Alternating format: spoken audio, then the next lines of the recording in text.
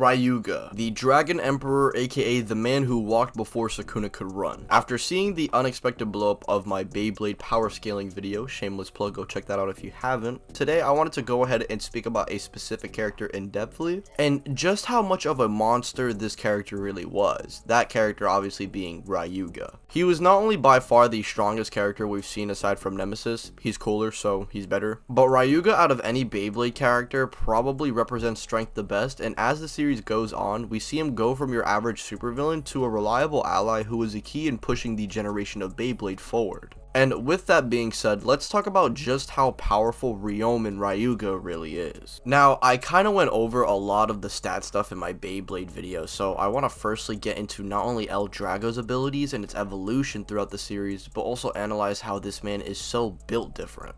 Firstly, L Drago is a Legendary Bey that can reverse rotate and is known for feeding off the power of its opponents and making it its own. We also see specifically the more anger or rage you try to harness and use, the more L Drago just absorbs, which allows Ryuga to increase his power exponentially. Throughout the series, he would go on to absorb more and more energy, and eventually it would make him a force so powerful that he threatened the entire planet. We see him throughout the series only cast two special moves, or in his case, dark moves, that being the Soaring Bite Strike and Soaring Destruction. The Dragon Emperor Soaring Bite Strike is a move where Ryuga shoots a Kamehameha and allows L Drago to go on a rampage and take its opponent's strength. We see in Battle Bladers that it seemingly affects its victim's souls, which you can take for what you will. I personally believe it's valid, as the Blader spirit and the power system of the verse is mainly your Bey connected with your spirit / soul, which is what L Drago feeds off of, meaning his attacks should work on a astral level. And for those who want me to explain it like they're 10 years old,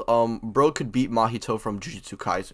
And the Dragon Emperor Soaring Destruction is a move that's just a more powerful version of the Soaring Bite Strike, and it briefly contended with Ginka's Galaxy Nova. However, after Lightning L Drago was defeated and Ryuga was freed from its grasp, we'd see in Metal Masters that Ryuga would go on to not only control the dark power, but manage to make it his own, allowing him to even evolve L Drago's power, turning it into Meteor L Drago. Now, Meteor El Drago is honestly just a way stronger L Drago, and when I mean way stronger, I mean way stronger.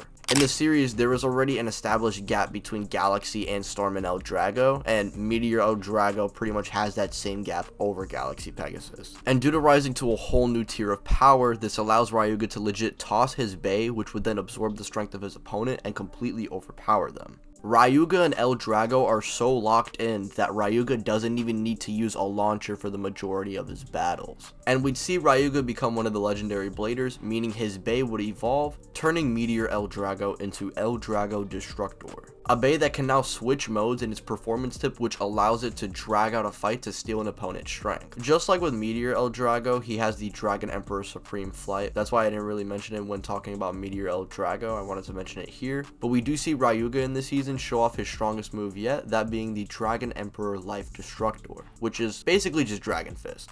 Now, with Ryuga's abilities out of the way, let's talk about his stats, which are honestly pretty cut and dry. Even with the worst of downplay, Ryuga was a threat to the planet and gets a Bey stronger than Galaxy Pegasus, Lightning El Drago, and Storm Pegasus. And mind you, both versions of Pegasus might have potentially created or drew power from a galaxy. And if that's not enough for you, Ryuga is just blatantly above the likes of Doji, who can create a dimension that has multiple stars hosting in it. Meaning with the worst of downplay, just base Ryuga before El Drago takes over in Metal Fusion should already be exceeding planet level and reaching those star to multi-solar system levels of power. And Ryuga by the end should have solid scaling above the likes of Tempo, since he can press Nemesis, giving him potentially universal attack potency. I don't know if I'd say Beyblade is confidently universal, but if we do take the infinite statements hyper literally, then obviously you could just easily get them there. But with feats, I do think they are consistently in that multi-galaxy range, with Ryuga upscaling from any feat in the series pretty much with ease. And as for speed, Ginka's Pegasus literally travels to galaxies and back multiple times using its special move, and Ryuga is massively above this version of Ginka.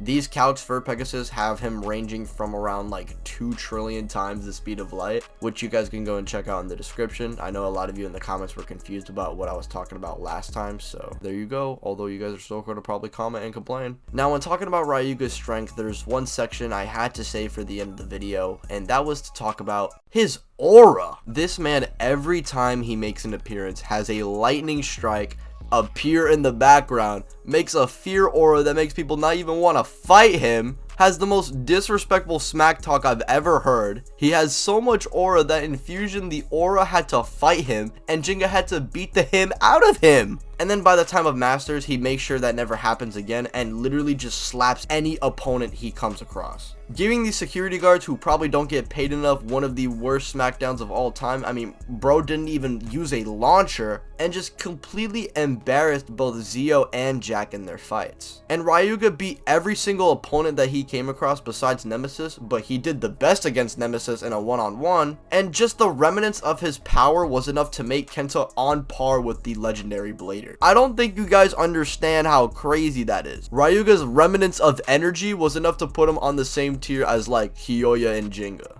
Now, to be fair, Ryuga and Kenta kind of had a whole arc going on in Fury, and this was built up. And he did help Kenta become him, which might be the next video topic, or Masamune being a fraud. But it goes without saying that Ryuga is the undeniable MVP of Beyblade and would slam any of the characters who have comparable aura to himself. That's right, I'm talking about characters like Sukuna, Madara. Yeah, stay mad, chat. These are Ryuga victims I'm naming. And let me know any versus battles you would like to see me put Ryuga in.